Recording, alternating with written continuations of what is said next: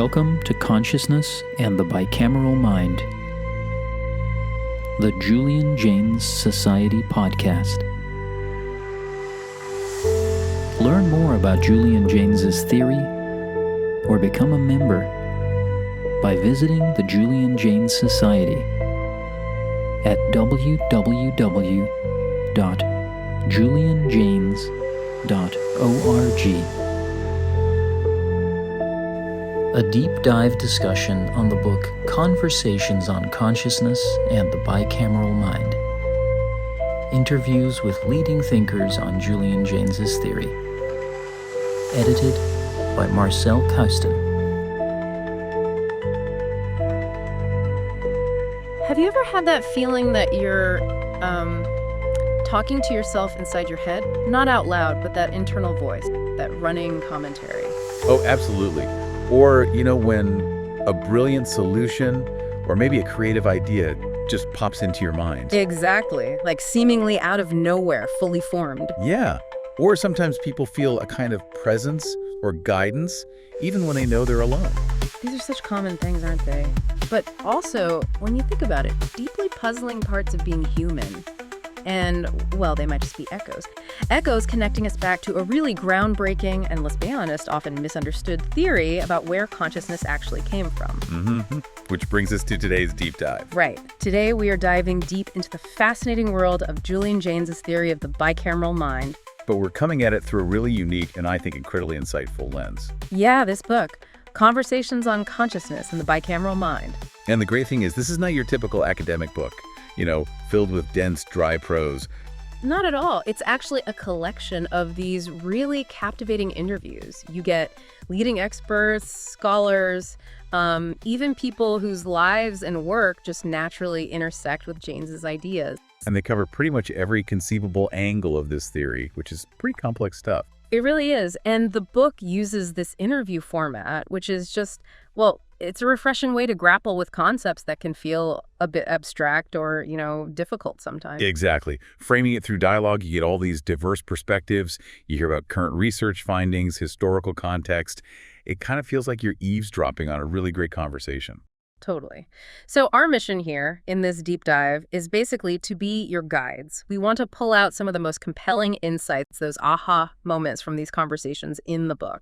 Yeah, give you a real sort of in-depth taste of the book's remarkable breadth and depth. We want to try and make Jaynes' theory feel a bit more accessible, maybe reveal some of his lesser-known sides.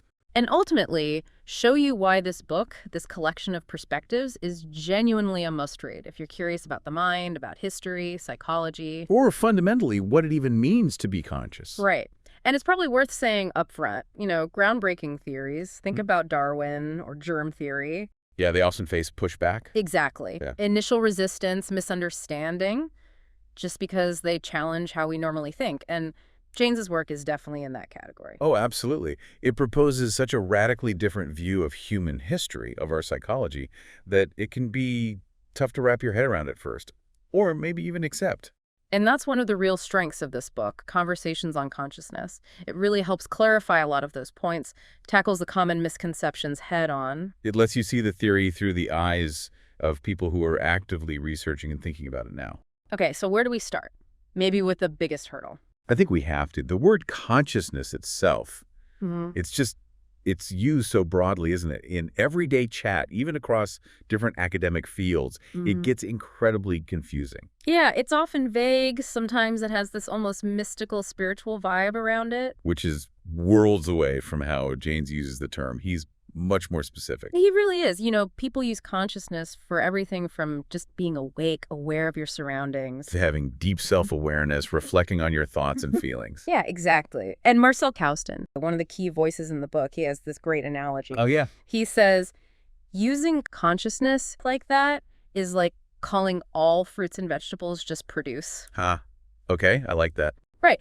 It's technically true, but it just collapses all the really important distinctions, between an apple, a potato, a banana. You lose all the nuance. And that's exactly what happens with consciousness as a catch-all. You lose the crucial details. So Jaynes demands precision here. Total precision. His core definition, and this is laid out in his original work, but discussed all through this book by people like Kaustin and Jan Slutels and others. His definition is very, very specific. He defines consciousness as an analog I, narratizing in a functional mind space, which is introspectable. Okay, whoa. Let's definitely break that down. That's a mouthful. Each part sounds important. It really is. Every piece matters. Yeah. So the analog I, that refers to that felt sense of having a self, right? A central character, an agent inside your head. The me that's thinking and deciding. Exactly. The I that thinks, decides, remembers, plans.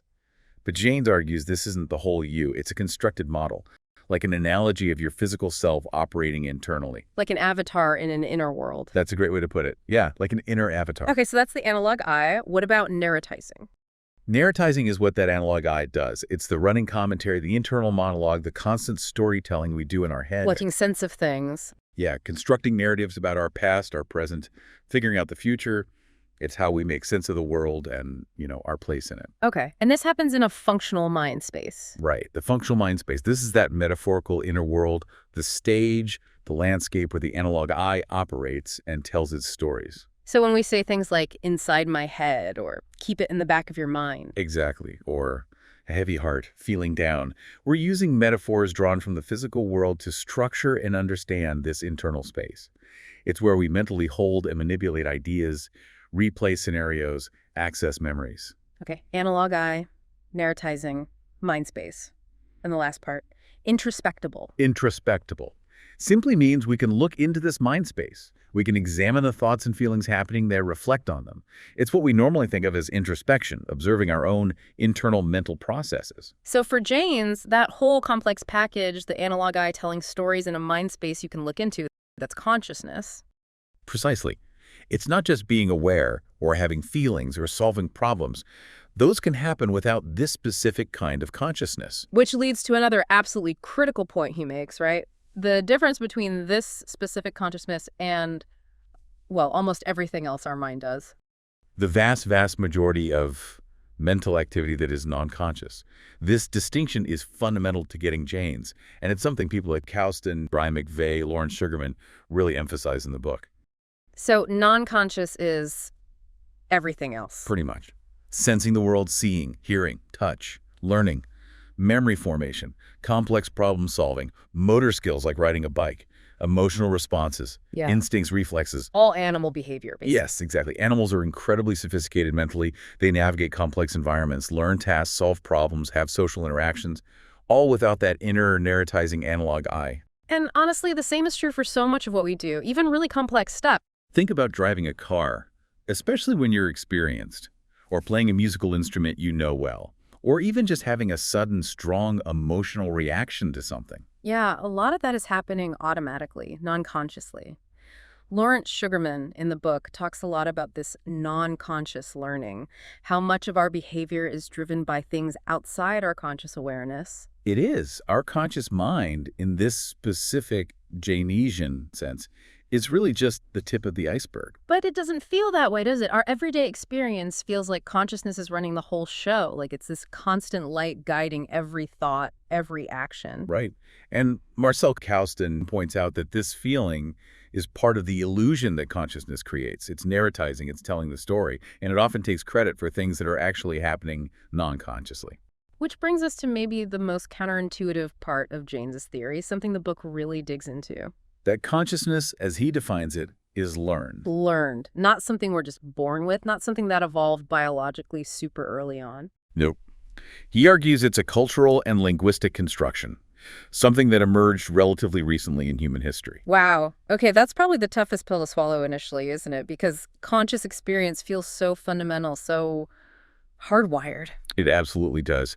But the book, through people like Kouston, Bill Rowe, Eduardo Casilla, John Kihlstrom, it lays out the argument that this particular kind of mentality, this introspectable mind space, actually requires certain cultural and linguistic building blocks to develop. Okay, prerequisites. Let's get into those. What needs to be in place for this learned consciousness to even start developing? Language. That's presented as the absolute foundation, the bedrock, the necessary precondition. It's not just helpful, but necessary. According to the theory, yes. Kouston, Rowe, Casilla, Kihlstrom, they all stress this.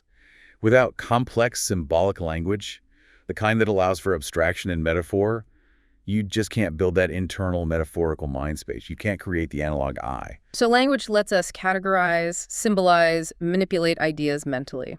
Exactly. In the specific ways required for this Jaynesian consciousness. It's the toolkit. And the book brings up some pretty compelling, though often sad, evidence for this link between language and this kind of mind.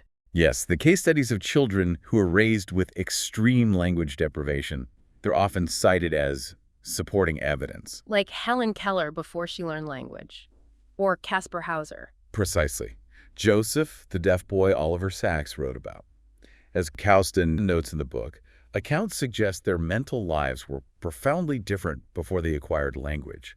They seemed largely confined to the immediate present. No complex planning for the future or detailed reflection on the past. Not in the way that people with language and consciousness seem to do it, lacking that capacity for abstract thought.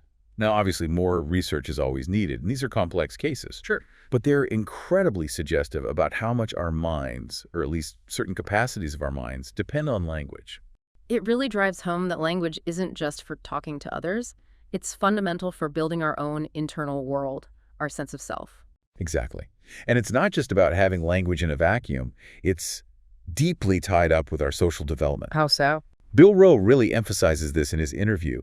He talks about consciousness as a constructivist process, meaning it's built, it's learned through social interaction. So a child needs a certain kind of social environment. Yes, a context that sort of demands cognitive flexibility, communication, navigating complex relationships, things that push you towards abstract thought and making choices. This sounds like it connects to theory of mind development in kids. It absolutely does. Mm-hmm. Bill Rowe and John Kilstrom both discuss this connection in the book. Theory of mind, the ability kids develop usually solid around age 4 or 5, pretty much universal by 6 or 7. To understand that other people have minds, beliefs, desires, intentions that are different from their own. Exactly. You learn to interpret and predict what other people will do based on these invisible mental states. You're learning to read other people's internal worlds. And then Bill Rowe points out this remarkable shift, often around age 7 or so. Children start applying that same interpretive toolkit to themselves. Ah, they turn it inward. Precisely. They start seeing themselves as an object with internal states, thoughts, feelings, beliefs that they can examine and reflect on, just like they learn to do with others. That's a huge step towards developing that introspectable analog I. You basically learn to read yourself using the tools you developed for reading others. That's fascinating. It's a really powerful idea, isn't it?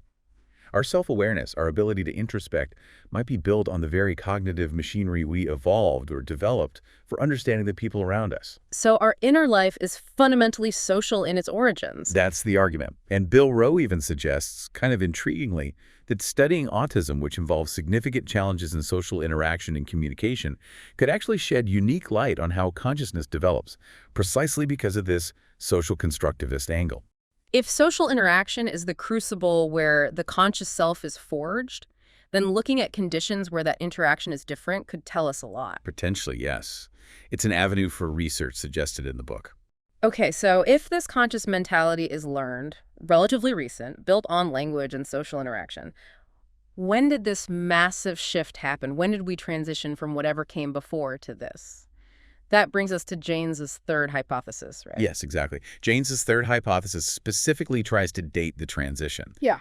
The shift from what he called bicameral mentality, that earlier state where people experienced auditory hallucinations, the voices of gods guiding their actions. To our modern subjective consciousness. Right. And he places this transition mainly between roughly 1500 and 1200 BCE. That's specific. That's the core period he identifies in key regions like ancient Egypt, Greece, Mesopotamia, ancient Israel. But as Marcel Kauston points out in the book, the evidence suggests it might have happened later elsewhere. Like the Americas or Easter Island. Possibly, yes. It wasn't likely a single global event, but more of a rolling process, happening at different times in different cultures as the necessary conditions arose. Okay, so how does Jaynes possibly arrive at that dating? What's the evidence? It seems incredibly bold to pinpoint something like that. It is bold, and he uses several lines of evidence discussed in the book, but a primary one is linguistic analysis.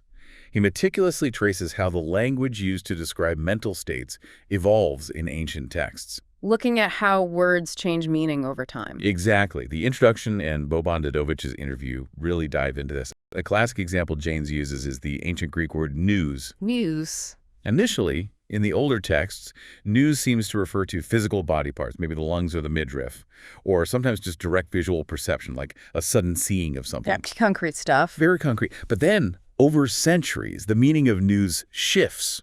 It evolves to mean something much closer to what we would call conscious mind or understanding or intellect. So Janes is saying the language changed because the psychology changed. That's the core argument. It wasn't just people deciding to use an old word for a new idea. The word's meaning tracked a fundamental shift in human experience itself. And Boban Dadovich's work, which is discussed in the book, provides really interesting contemporary support for this approach. He looks beyond Greek. Yes, he examines mental language in ancient Greek texts like the Iliad and Odyssey, but also in Middle Egyptian texts. He even introduces this concept of pre-conscious hypostases. Pre-conscious hypostases. Yeah, basically placeholder terms in ancient languages for archaic mental concepts that just don't map neatly onto our modern ideas of belief or intention or desire. So trying to translate them directly using our modern concepts would be misleading. Hugely misleading.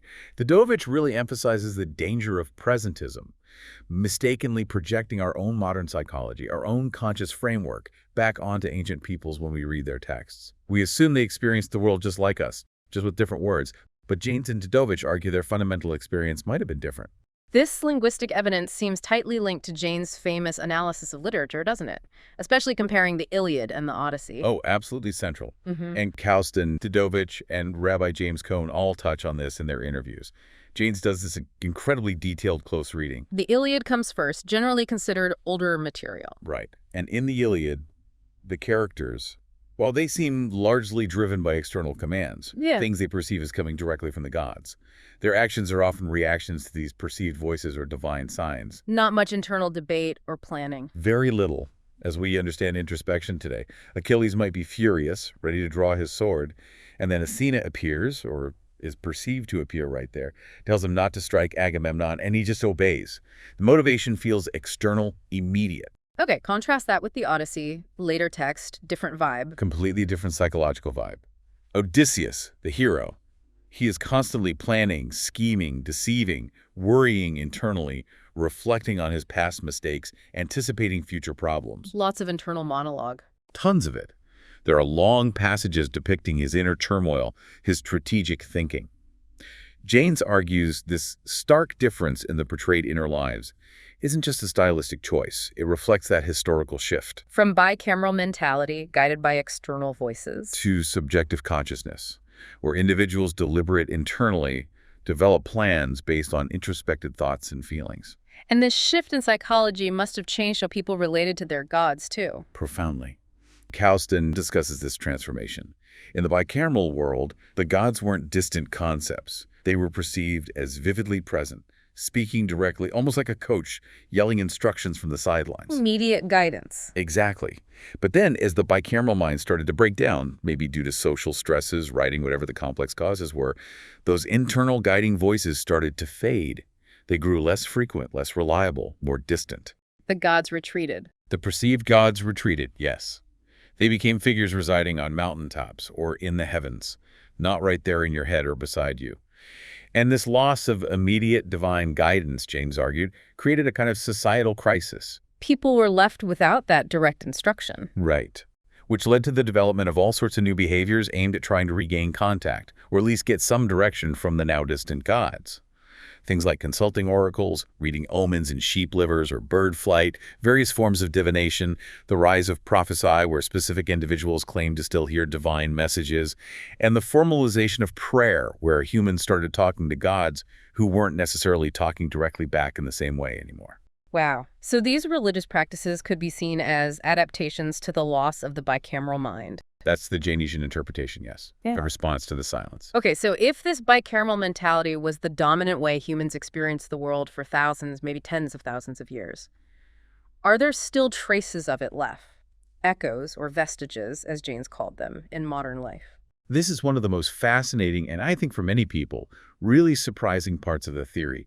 And the book dedicates a lot of space to exploring these potential modern vestiges. And a huge one is the experience of hearing voices, right? Auditory hallucinations. Absolutely. Which, as you know, in our modern Western culture, is almost automatically linked to severe mental illness, primarily schizophrenia. Yeah, it's seen as a clear symptom of pathology. Exactly. And the book, particularly through Kaustin's discussion, really challenges that narrow and actually quite recent view. Relatively speaking, yes. Kaustin points out that for most of human history, across many cultures, hearing voices wasn't necessarily seen as illness. It was often interpreted as spiritual contact, divine inspiration, communication with spirits, ancestors, demons. So the illness model is newer. The idea that hearing voices is solely a symptom of brain disease really only gained traction in the late 1700s and became dominant in the 19th and 20th centuries with modern psychiatry. And the book highlights modern research showing it's actually way more common than we think. Hugely more common. This is a major focus in the interviews with people like Stanford anthropologist Tanja Luhrmann and also the pioneering Dutch clinicians Marius Room, Sandra Escher, and Dirk Korstens. They work directly with voice hearers. Yes, for decades. Their work moves beyond just seeing voices as pathology.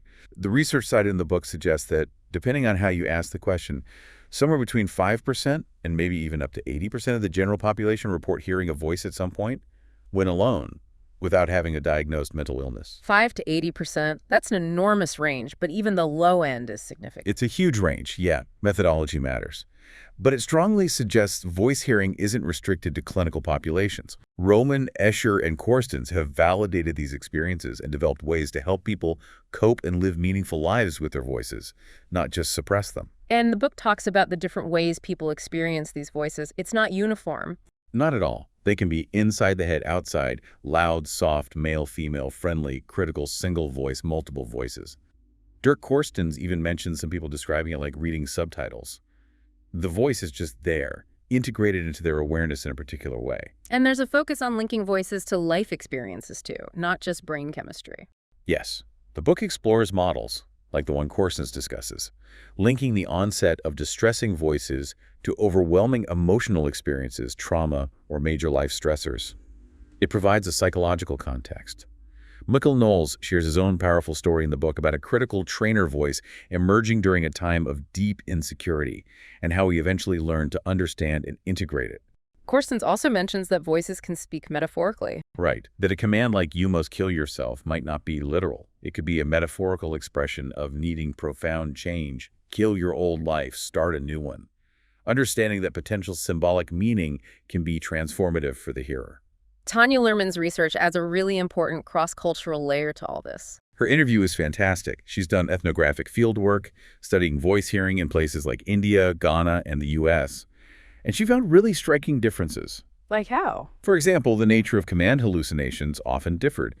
In her samples from India and Ghana, voices were more often described as less harsh, sometimes playful or offering guidance. Whereas in the U.S. sample, voices were more frequently reported as violent, hostile, commanding self-harm or harm to others. Wow. So culture shapes the experience of the voice. It strongly suggests that, yeah. Which reinforces the idea that it's not just a uniform biological glitch. Culture, belief systems, social context, they all seem to play a huge role. She also studied voice hearing among homeless people and looked at evangelicals who actively cultivate hearing God's voice or sensing an imagined other. So voices appear in many different contexts, not just clinics. Exactly. Her work really bolsters the Jainesian idea that maybe voice hearing is a kind of basic human capacity, something our brains can do, and how it manifests is then shaped by personal history, culture, and context. This idea of an imagined other, or a sensed presence, seems really close to the bicameral concept, too. It does. Luhrmann explores that connection, childhood imaginary friends, and that feeling adults sometimes get, especially under stress or in isolation, that someone else is there, just out of sight. The sensed presence phenomenon. Right. Luhrmann wonders if we've maybe drawn too sharp a line between these things. She suggests the mind might be more fundamentally social, perhaps with a built-in capacity for generating a sense of an other. Like the evangelical Christians she studied, actively trying to sense God's presence or hear his voice. Exactly, cultivating that sensed presence. And Elizabeth Bell Carroll talks about her own experiences, including sensed presences during moments of extreme danger or isolation. She connects it to research like John Geiger's book, The Third Man Factor, about these guiding incorporeal presences people report in survival situations, and Peter Sudfeld's work, too. She found Janes offered a powerful framework for making sense of her own visions and what felt like external intelligence communicating with her. It makes these experiences seem less alien, maybe. Yeah, exactly. It normalizes them to some extent, frames them historically and psychologically. Okay, so voice hearing is a major vestige. What else? The book talks about hypnosis, right? Yes, definitely. This comes up in the interviews with Kaustin, Lawrence Sugarman, Eduardo Casilla, and John Kilstrom. Jane saw hypnosis as a really clear relic of bicameral functioning. How so? In hypnosis, the hypnotist essentially takes on the role of that external guiding voice, the authority figure. They give instructions, suggestions, commands. And the hypnotized person follows them, often bypassing their usual conscious deliberation or willpower. Exactly. The power seems to lie with the hypnotist's voice. Much like Jane's proposed, the power lay with the perceived voices of the gods in bicameral times. It's like a temporary, voluntary return to that state of external guidance. This seems to connect with Lawrence Sugarman's ideas about non-conscious learning and authorization that you mentioned earlier. It really does. Sugarman, being both a physician and a psychologist, talks powerfully about how much we run on autopilot non-consciously. He makes this great distinction between external authorization. Needing permission or direction from outside, like from parents, doctors, bosses. Right, or even getting a diagnosis can feel like external authorization. He contrasts that with internal authorization, cultivating our own mental skills, self-regulation, tapping into our own inner resources. His idea of replacing pills with skills. Exactly. Empowering people to use their own non-conscious capacities and strengths, which feels like the opposite trajectory of the bicameral mind, developing internal resources instead of relying solely on external commands. But the book also has this interesting debate about whether hypnosis is really external or if it's all self-hypnosis in the end. Yeah, John Kilstrom, who's a major hypnosis researcher, leans towards the self-hypnosis view. He argues the power is ultimately with the subject's ability to enter that state and accept suggestions. Highly hypnotizable people can even do it just from reading a script. So the hypnotist is more like a facilitator. That's one perspective. Sugarman, while he talks about leaving hypnosis behind, with a question mark, importantly seems more focused on moving beyond the maybe unnecessary rituals and external focus of traditional hypnosis towards building those internal skills, but maybe not dismissing the psychological effect of perceived external authority entirely. Kaustin adds a wrinkle too, right? Saying even using a recording for self-hypnosis still feels like external authority. Yeah, he points out that nuance. Even if it's your own voice on tape, the source feels external in that moment. So it's a really rich discussion in the book about where the agency and authorization truly lie in hypnosis. It's not simple. Okay, another vestige. What about creative inspiration? That feeling some artists or writers talk about like they're channeling something. Yes, Kaustin discusses this, especially in poetry. He brings up examples like William Blake. Blake claimed his poems were dictated to him. By external sources, yeah. Angels, spirits. He felt he was almost just transcribing. That's very different from the feeling of consciously, deliberately crafting a poem, word by word. It sounds much more like the bicameral experience receiving a message from an external authoritative source. Exactly. It points to those powerful, non-conscious creative processes that can sometimes surface in a way that feels like external input, like a vestige of that older way of operating. And the whole evolution of religion itself seems like a huge cultural example of this shift Janes describes. Absolutely massive. It's central to Jane's argument and gets a lot of attention in the book. Kaustin contrasts ancient religion, which Jane saw as immediate, active, gods perceived as present, speaking, giving commands like that coach on the sidelines. With modern religion. Right. Where the divine is often conceptualized as distant in heaven, and believers seek guidance indirectly through interpreting sacred texts, listening to sermons, or through their own internal conscious reflection and prayer. It's a different relationship. And Brian McVeigh, in his interview, offers a specifically Janesian reading of the Bible. He does, and it's fascinating. He looks at things like prophecy not as direct dictation anymore, but as a later, more mediated form of communication that emerged as the immediate voices faded. What about idolatry? He suggests idolatry might not just be about worshiping statues.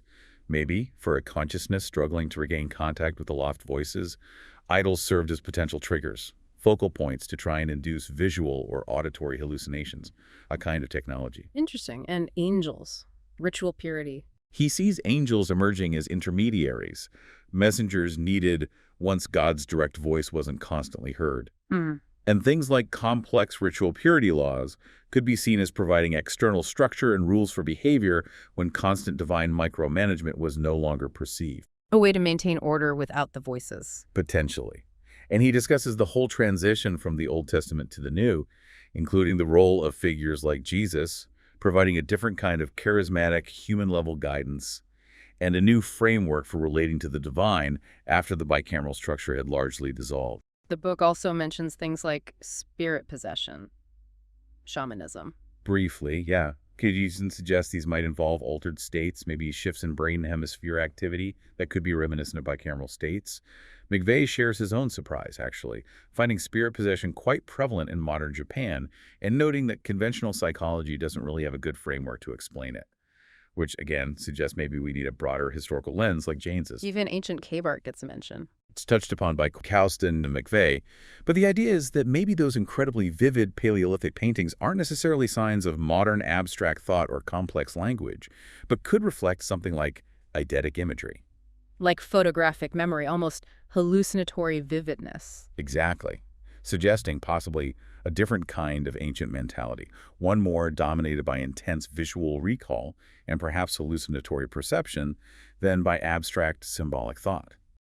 It feels like all these different vestiges, voice hearing, hypnosis, inspiration, religious practices, maybe even possession, they all seem to point back to some kind of fundamental human tendency or maybe a leftover capacity to seek or generate external guidance. That's a really key takeaway from this section of the book. Kouston explicitly connects them. He suggests we see echoes of this longing for the lost bicameral authority all over modern life. In organized religion, obviously, but where else? He suggests maybe in the appeal of cults, the intense following of celebrities, even the way people sometimes look for definitive answers or validation from doctors or diagnostic labels.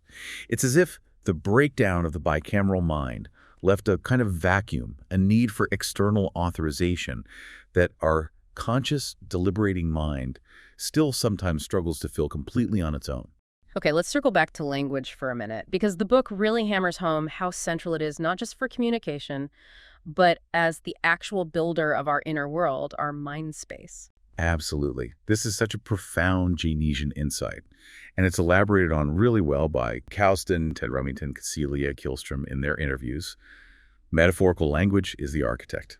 How does that work? We take concepts from the physical world and the world we can see, touch, move through, interact with, and we apply them metaphorically to describe our internal subjective experience.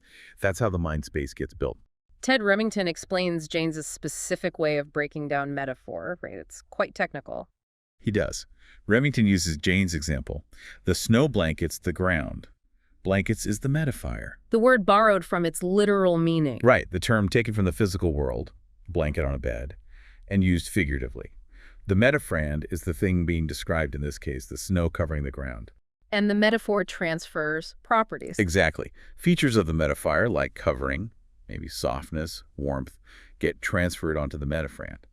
Remington notes this is similar to I.A. Richards' concepts of vehicle and tenor, but James's real focus is on how this mechanism allows us to build abstract concepts and that entire internal landscape. And this isn't just for simple physical descriptions. It applies to big abstract ideas, too. Absolute critical point. Remington highlights this. Think about concepts like law, freedom, virtue, justice. These are fundamentally metaphors, built up from analogies to physical or social experiences. But we treat them like they're real things. We do. We talk about them, argue about them, structure our lives around them as if they have a tangible reality, a presence in our mental world, much like we treat our analog eye as if it's a single, solid, real entity. This metaphorical construction process is foundational to consciousness. Which leads to another really mind-bending Janesian idea mentioned in the book about hallucination being a kind of collapse. Yeah, Ted Remington presents this intriguing thought. In bicameral times, the voices of the gods were perceived as external, real. Janes suggests that maybe modern hallucinations, in this framework, represent a temporary breakdown of that learned boundary between the internal metaphorical mind space and external reality. So the internal stuff gets mistakenly projected outward. Right. The internal constructs, thoughts, voices, images, are misperceived as having actual physical existence outside the body. The metaphor collapses back into perceived reality. And Boban Dedovich's linguistic research, tracing how mental words changed in ancient Greek and Egyptian. That seems to provide real, concrete evidence for this metaphorical building process over time. It really does. His work, discussed in his interview, is so compelling because it's not just theorizing. He's painstakingly showing how terms originally tied to physical actions or locations gradually shift their meaning to describe internal states. He talks about the container metaphor of mind, too. Yes, how we constantly use language derived from physical containers and spatial relationships to talk about our minds. What's on your mind? Get it out of your head. Keep that in the back of your mind. A mind full of ideas. We treat the mind like a physical space you can put things in or take things out of. Exactly.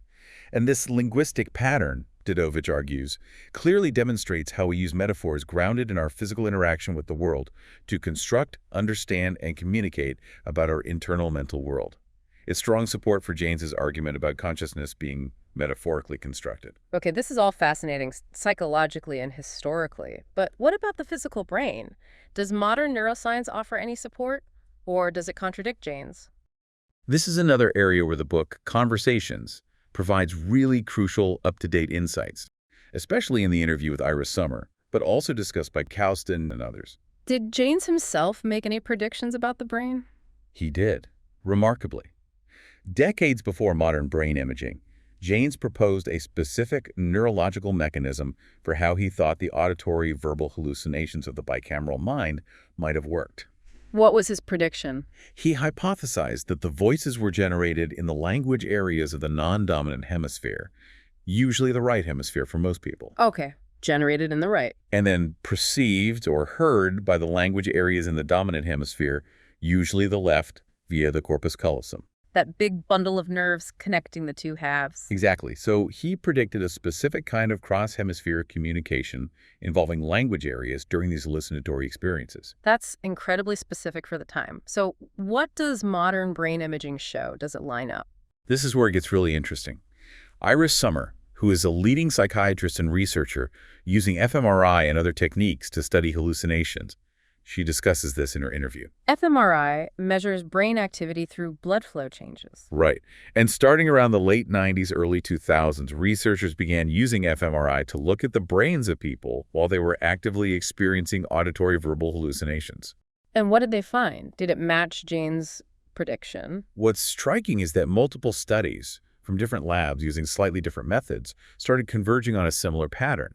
They consistently found activation and interaction between language-related areas in both the right and left temporal lobes during hallucinations. Both hemispheres involved. Yes, activity in areas typically associated with language production, often more left-dominant, areas involved in language comprehension, also largely left, but with right hemisphere input for things like emotional tone.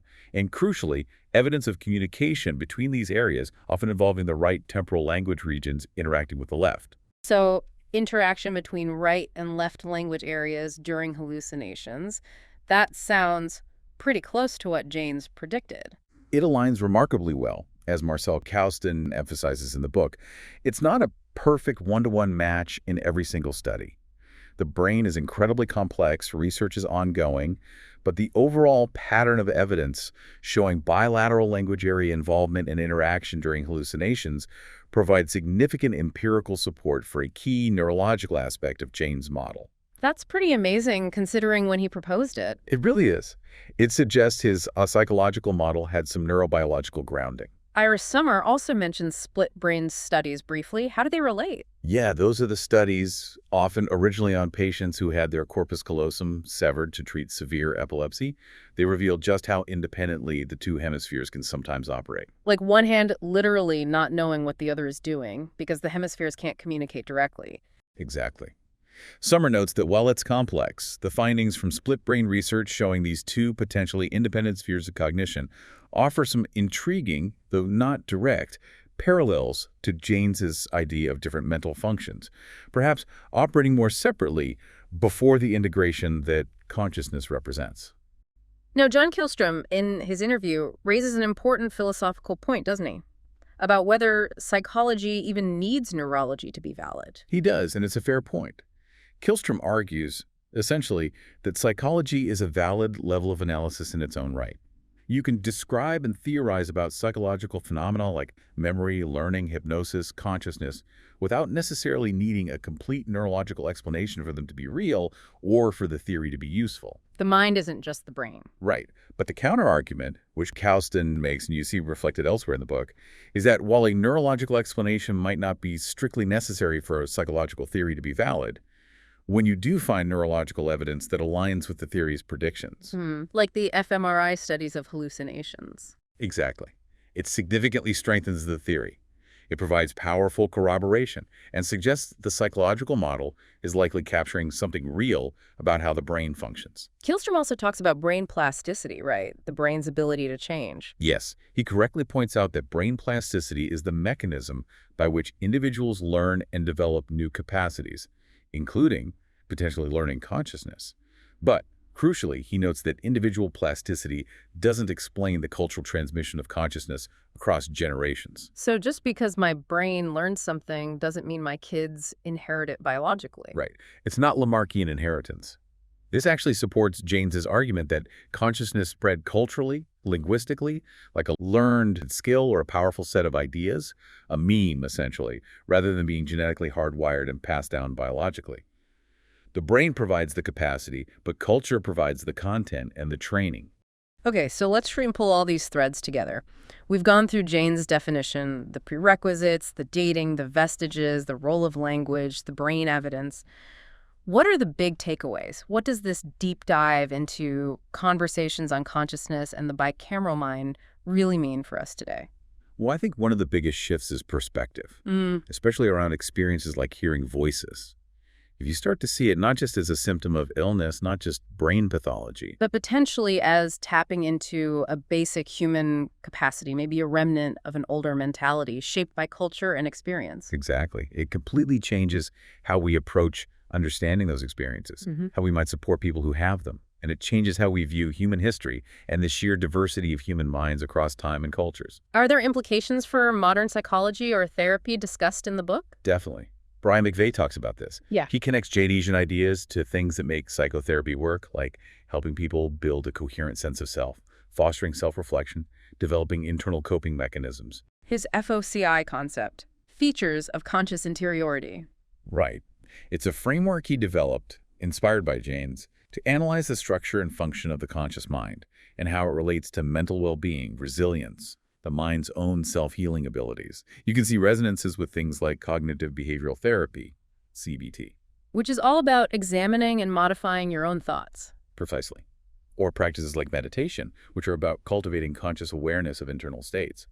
Understanding the structure of consciousness, as Jaynes described it, might inform how we help people strengthen it.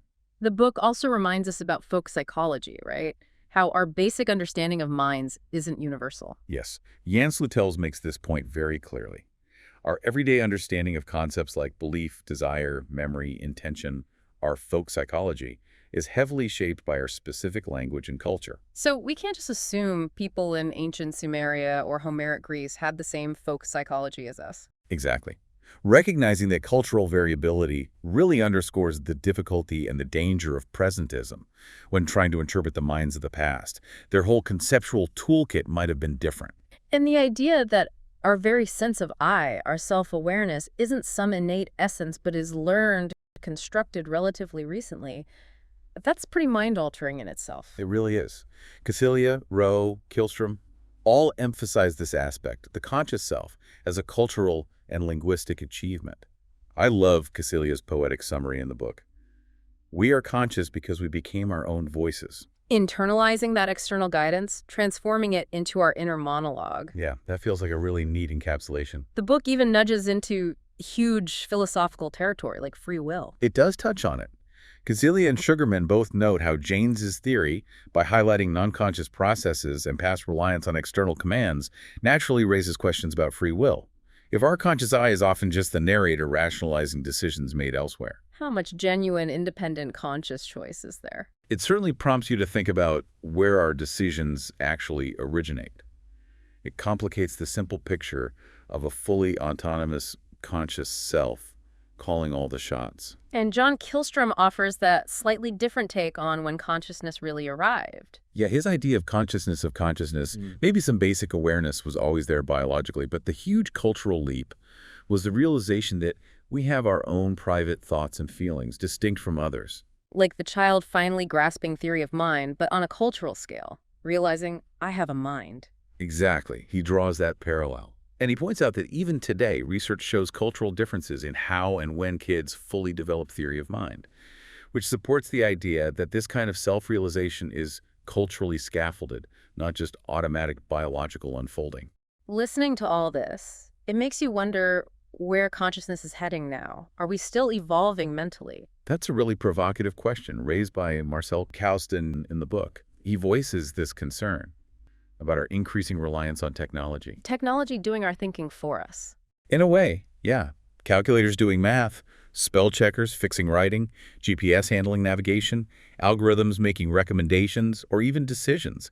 Tasks that used to require more conscious effort, attention, skill. And his worry is that we might lose those skills, like the bards losing their incredible memories after writing took over. That's the analogy he uses. If we constantly outsource cognitive tasks, do our own conscious muscles atrophy? Do we risk diminishing our capacity for deep critical thinking, for complex self-reflection, for integrating different kinds of knowledge and insight, especially maybe insights from both brain hemispheres? So it's a call to actively use and cultivate our conscious abilities, not just let them fade. I think so. A call to engage in critical thinking, wrestle with complex problems ourselves, practice self-reflection, maybe engage in activities that require integrating different ways of knowing different parts of our minds.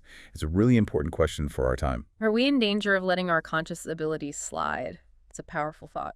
It really is. And maybe it's the sheer depth and the provocative nature of all these ideas about history, the self, the future, that explains why Jaynes's theory, despite being complex, has had such a surprising afterlife in popular culture. Yeah, inspiring fiction, science fiction.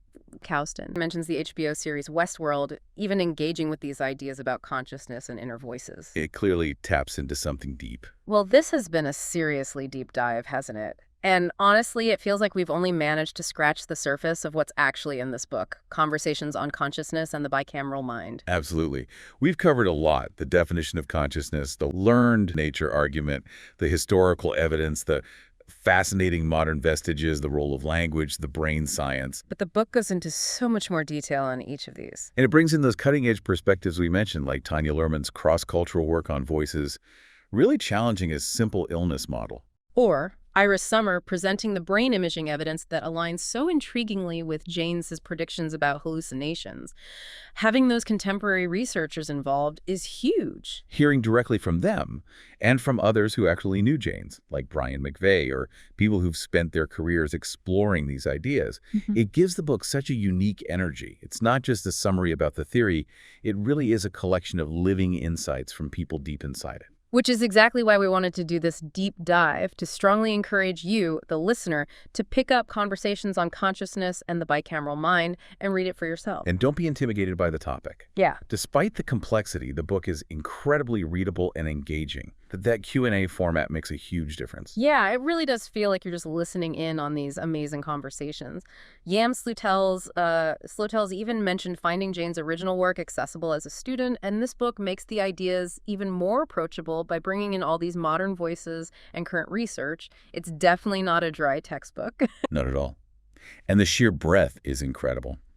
As we saw, it covers so many facets of Jaynes' theory, including lots of the less discussed stuff, the detailed linguistics, vestiges like poetry or idols, different kinds of voices, the brain studies, therapy links, philosophical nuances. It really does give you a much richer, more textured understanding of the whole theory and why it matters, how it can change the way you think about history, psychology. And maybe even how you perceive your own mind, your own internal experience day to day. It genuinely opens up new ways of looking at things that might have seemed puzzling before. We've tried to give you enough detail today to hopefully get you really interested, lay some groundwork, but honestly, there's just so much more depth, so many more fascinating arguments and connections waiting for you inside the book itself. The different perspectives from the interviewees add layers that we just can't fully capture in a summary. You really need to read their own words. So if anything we've talked about today, origin of consciousness, the history of the mind, those surprising echoes of the past in our modern world, if any of that sparked your curiosity. Definitely consider grabbing a copy of Conversations on Consciousness and the Bicameral Mind. Continue this deep dive on your own terms. You won't regret it. Okay, so as we wrap up, maybe one last thought to leave you with, something to chew on. Go for it. Given everything we've discussed, how much of our mental life might be non-conscious, how our self might be this learned linguistic construct built over millennia, how much of what we experience as us, as our own conscious doing, is truly independent conscious doing. And maybe connected to that. Yeah. If technology keeps doing more of our thinking for us, and we risk letting certain cognitive skills atrophy, as Kaustin worried, what could that mean for the actual future of consciousness itself? Where is it heading? Definitely something to ponder. We really hope this deep dive has given you some valuable insights, some things to think about, and maybe inspired you to explore Julian Jaynes' fascinating ideas further through this excellent book. Thank you so much for joining us on this journey into the bicameral mind. Until next time.